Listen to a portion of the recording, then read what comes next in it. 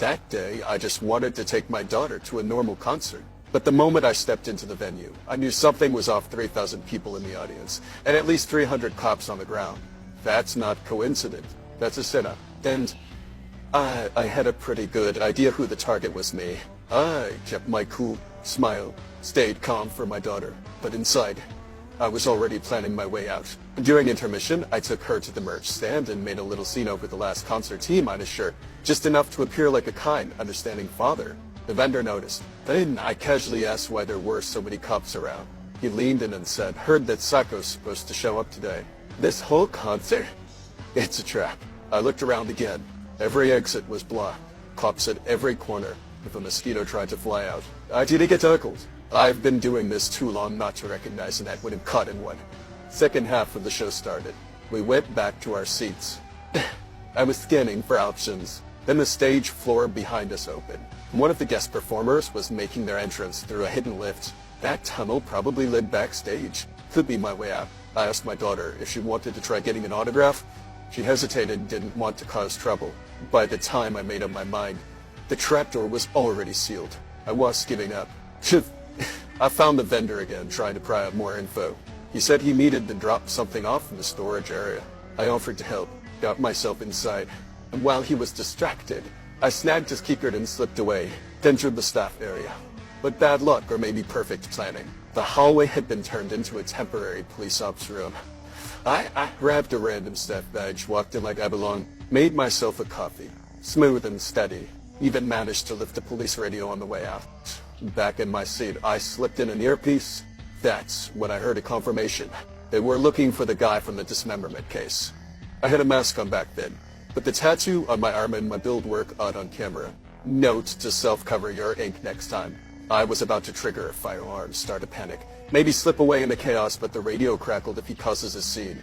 Only let women and children evacuate. They thought of everything. Scanned for alternatives. Then my eyes locked on the rooftop access. Perfect. Tossed the bottles of soda into a fryer at a chicken stand. Boom. Grease fire. Screams. Panic.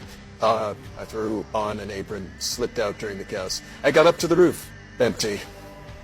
But 2 cops were already there. I played it cool. Said I panicked from the explosion and came up for air. With the radio chatter matching my story, they didn't question me.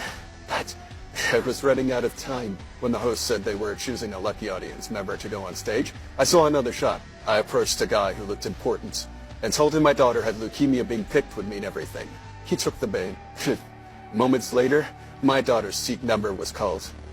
I escorted her to the stage. No more bag checks. No more suspicions. While she danced with the pop star, I searched for exits. The radio buzzed again. Anyone approaching backstage, report immediately. They knew it'd try. Then one of the dancers collapsed. I rushed to help, carried her off stage. Where should I take her? I asked kindly. They let me into the staff hallway. No suspicion. One of the crew even said, if your daughter is not feeling well, you can leave through the back. I smiled, thanked them. But as we reached the exit, I saw them dozens of officers waiting outside. Then the radio said, in 20 minutes, we check everyone's still inside. I was cornered.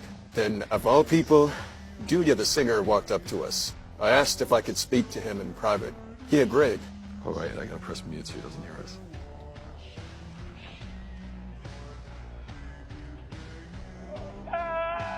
Yeah. You see that other box? That is going to release carbon monoxide and kill him within 5 minutes. He is going to die if I am caught. That's just an absolute fact. I said, if you want him to live, walk on stage and invite me and my daughter to ride in your limo. Then he said yes. We got in the car. The cops didn't blink. DUI was calm, but at the next intersection, he asked to visit my home.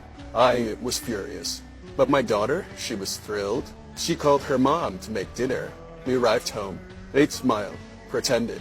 Then he asked to play a song with my daughter. She was glowing. Forgot her phone on the couch. He started recording her on my phone. Then DUI asked, can we take a photo? My phone's in the bathroom, she said. He's your dad's, he replied. She asked for it back. He offered to get it, but instead, he locked himself in the bathroom and started live streaming. He told the world who I was. He even contacted one of my surviving victims. The man remembered to things a red door and a broken stone lying outside the place I kept him. Do you why I gave the clues to the live stream viewers? And the internet did what it does best, found everything. I burst into the bathroom, grabbed the phone,